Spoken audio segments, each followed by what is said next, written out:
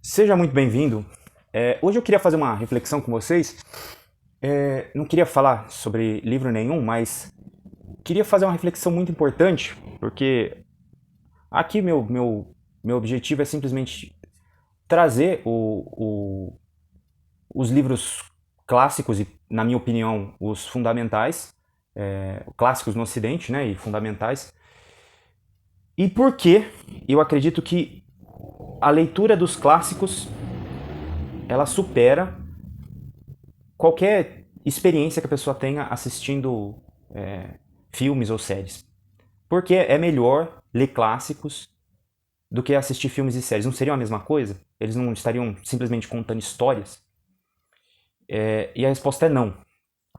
Por que não? Por alguns motivos. E eles parecem óbvios, mas eu acho que nem para todo mundo isso é óbvio. O primeiro motivo, e o talvez um dos principais, é que ambos eles trabalham com o imaginário. Ambos trabalham com a questão da formação de imaginário. Porque nós somos seres humanos com experiências limitadas. E você ouvir histórias, seja da forma que for, ela amplia seu imaginário. Amplia seu imaginário para outros tipos de experiência humana que você não vivenciou. E muito provavelmente não vai vivenciar, a não ser no contato com aquela história. Você vai vivenciar de maneira terceirizada, por assim dizer, pela história, né? E quando você assiste um filme, uma série, uma novela, seja o que for, também aquilo forma seu imaginário. Aquilo muitas vezes é divertido, mas tem uma formação do imaginário. Traz certos tipos de símbolos, você consegue ver certos tipos de modelos humanos, por assim dizer. Mas perceba que está tudo pronto. Quando você assiste, aquilo já tá tudo pronto. Você não tem nenhum esforço imaginativo. A, o esforço imaginativo é passivo. Você só tem que sentar na frente de uma tela e assistir.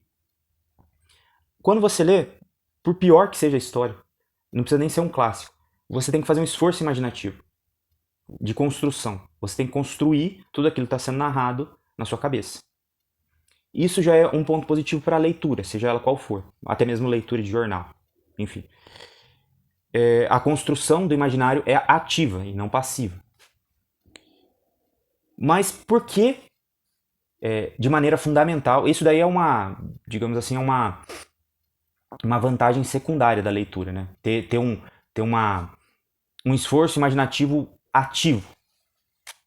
Isso daí ajuda na ampliação do imaginário. Sim, ajuda mais do que você ter um esforço passivo, como é assistindo uma série ou um filme.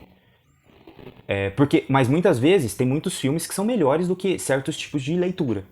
Ou algumas séries são melhores que certos tipos de leitura. Mas nenhuma série, nenhum filme, nenhuma novela vai conseguir ser melhor que os clássicos. O único que talvez consiga são as peças de teatro. Mas aí cai naquele problema de construção, construção ativa e simplesmente um imaginário passivo, né? Ótimo, mas de maneira fundamental, a leitura dos clássicos ela é importante e ela é muito melhor na formação do imaginário do que assistir qualquer filme ou qualquer série ou qualquer coisa que seja, porque os clássicos eles trazem problemas humanos gerais, vamos dizer assim, problemas humanos fundamentais. Por isso que são clássicos. Não são clássicos porque uma elite branca decidiu que seriam. Eles são clássicos porque tanto a pessoa que lê no século XIX ou no século XX, ou o menino da comunidade que vai ler no século XXI, eles vão ser tocados da mesma maneira, porque aquilo vai falar com eles também. Porque o clássico vai falar de problemas humanos fundamentais, não vai falar simplesmente do problema da comunidade, do menino do século XXI, o problema da cidadezinha do interior da pessoa do século XX, ou do problema da vila da pessoa do século XIX ou XVIII. Não, vai falar de problemas humanos fundamentais, de coisas que todo gênero humano sente. Então, por isso, a formação do imaginário nos clássicos são melhores. E geralmente os clássicos eles trazem o, digamos assim, um arcabouço simbólico melhor. Há clássicos melhores do que outros, eu julgo, Mas isso é mais por gosto. Isso é mais por, talvez, estilo de escrita. Então, por exemplo, quando a gente lê a Divina Comédia do Dante, principalmente ali no inferno e no purgatório, como diz o Otto Maria Carpo, a gente vê todo o gênero humano ali. A gente vê todos os erros humanos, que os pecados nada mais são que os erros humanos, né? Cometidos sucessivamente ao longo da história. Então, não importa de que época se a pessoa vive, um clássico é atemporal, é super ideológico, não tem nenhum partido, nem nada. Então, por isso que é clássico, e por isso que a formação do imaginário, através dos clássicos, ela é importante e ela é fundamental. Porque somente através dos clássicos é que as pessoas vão conseguir entender um pouco melhor tanto elas mesmas quanto as outras pessoas e, por consequência, a sociedade que ela vive. Somente dessa forma. Claro, você pode estudar muito sociologia, psicologia, filosofia, mas de certa forma você vai acabar entrando nos clássicos, estudando humanidades, né? E veja, isso daí não é uma opinião de direita ou de esquerda, porque hoje há muito isso, né? Quando a gente fala de clássicos, fica mais parecendo uma opinião da direita aí, as pessoas já torcem o nariz ou coisa do tipo. Eu ouvi uma vez uma palestra e depois eu consegui ler um artigo do Demerval Saviani, que quem conhece um pouco da área de pedagogia sabe que ele é um marxista quatro cruzes, que disse que os clássicos são a melhor forma de se adquirir cultura humana. E eles deveriam ser levados para a população mais pobre. E isso eu concordo completamente com ele. Completamente, é exatamente isso que se deve fazer. Exatamente isso. Mas o que é feito? É valorizado apenas a cultura que o jovem faz ali na comunidade dele. E às vezes o jovem é muito talentoso, pode ser muito talentoso mesmo, mas que apenas refletem a vida que ele está levando ali. Não é uma cultura que ele vai conseguir, por exemplo, refletir sobre muitos aspectos humanos de maneira geral. Muitas vezes só vai conseguir entender a arte dele quem mora ali ou quem mora numa situação parecida com ele, ou quem vivenciou coisas parecidas como a dele. Isso limita o ser humano e limita o jovem da comunidade, porque ele poderia, através de uma aquisição de uma cultura que vai ampliar o horizonte dele, até mesmo melhorar, às vezes, não somente a arte dele, mas o talento que ele tem para fazer coisas que também ajude outras pessoas a ampliar a visão de mundo. Porque a grande questão da alta cultura, que é chamada quando você estuda ou quando você tem contato e começa a ler os clássicos, é ampliar sua visão de mundo, não ficar restrito a simplesmente a sua cultura, a sua cidade, ao seu bairro, ao seu país, ou ao seu tempo. É você viver em todos os tempos, porque todos os tempos são tempos humanos, e todo gênero humano deveria interessar. Aquilo que é comum a todos os seres humanos. Claro que existe a cultura, claro que existe uma cultura de cada tempo, mas você vê que aquilo que não é profundamente comum a todos os seres humanos passa. Passa situações políticas, regimes políticos, tudo isso passa. A gente vê isso muito na cultura de massa. Quem fala isso muito é os marxistas ou os mais ligados à esquerda, né? Principalmente os da escola de Frankfurt. A cultura de massa ela é muito dinâmica.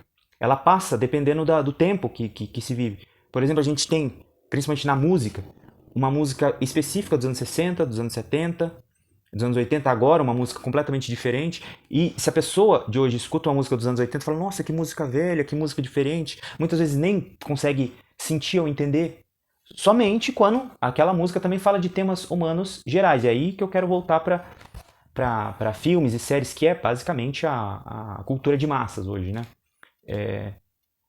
Por que ele é pior do que a cultura ou os livros clássicos, né? Porque eles repetem esquemas muito simplórios que eles pegaram da cultura dos livros clássicos, né, dos clássicos. Mas são muito esquematizados. Quando você pega toda essa série de filmes de comédia romântica, por exemplo, eles são uma formulinha. E uma formulinha que, às vezes, você consegue encontrar certos aspectos dela em livros clássicos que falam também de temática de amor, por exemplo. Mas quando esses livros clássicos falam de temática de amor, você sente algo diferente. Você fala, puta vida. Aqui ele tocou talvez no ponto central sobre essa questão de amor. Quando você lê, por exemplo, o sofrimento do jovem Werther, do Goethe, aquilo é profundamente comovente. E é uma história de amor frustrado. Como quantas histórias de amor frustrado nós não ouvimos de outras pessoas, né? Mas ali ele toca no ponto central do que seria esse sentimento humano, do que seria esse sentimento humano que é comum a todos os seres humanos, não importa se a pessoa viveu no Egito antigo ou agora. Claro que há diferenças de culturas e certas idiosincrasias de cada cultura, mas perceba, tem um fio comum nos seres humanos. Há certos aspectos comuns em todas as culturas humanas, né?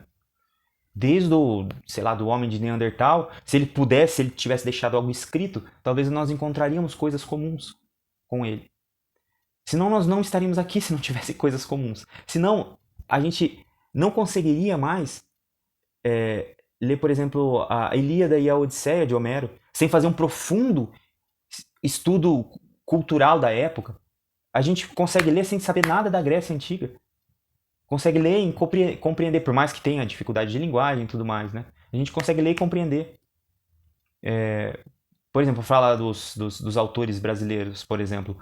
A gente consegue ler Machado de Assis, por mais que se fale, não faz tanto tempo assim, né? Como se comparado com o Homero, né?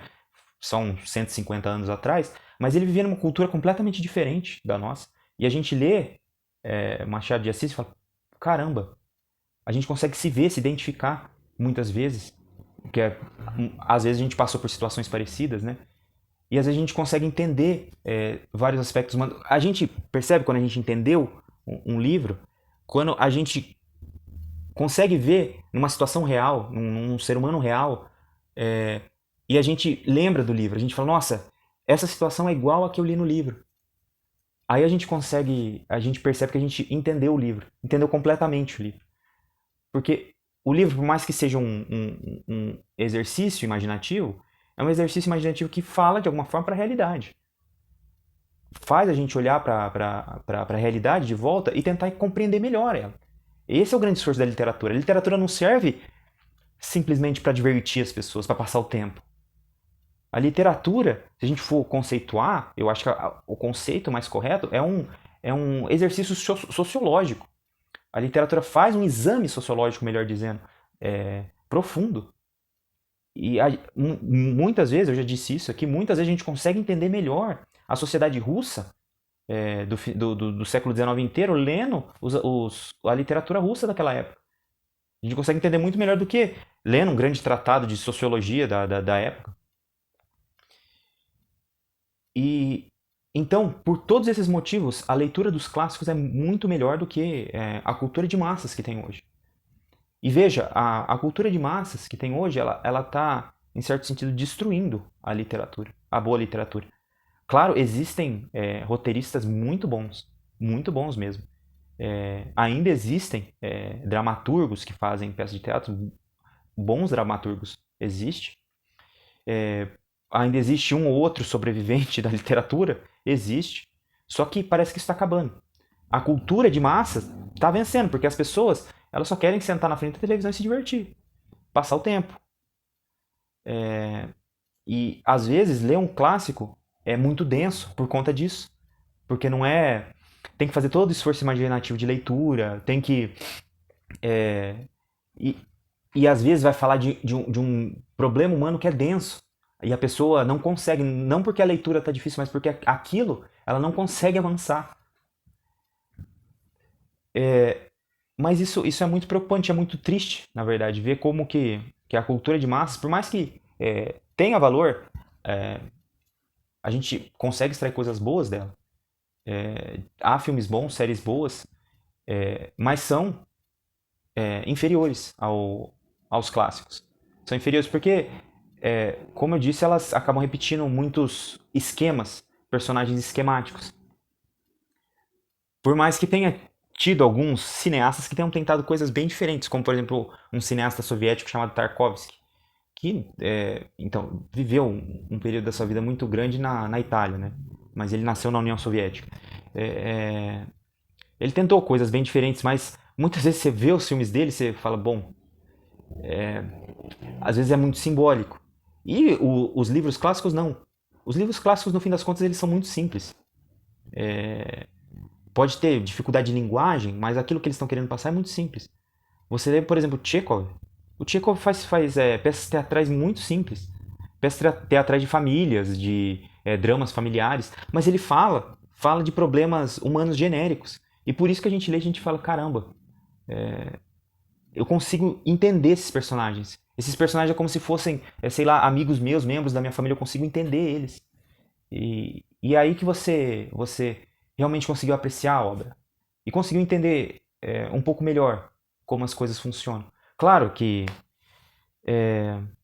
não, a gente não pode criar muitas expectativas, achar que depois de ler os clássicos a gente vai compreender tudo de todas as coisas, nada mais vai nos escapar. Não, não.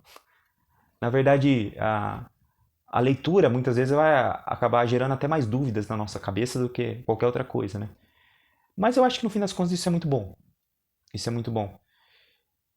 E talvez, no vídeo que eu falei do Ortega Gasset, o problema seja justamente esse, né? A rebelião das massas e a cultura de massas, ela venceu. Ela venceu e ela tem sobrepujado a cultura clássica, por assim dizer. Como se fosse uma filha rebelde que não quer mais a influência do pai na vida dela. Essa é a nossa cultura atual.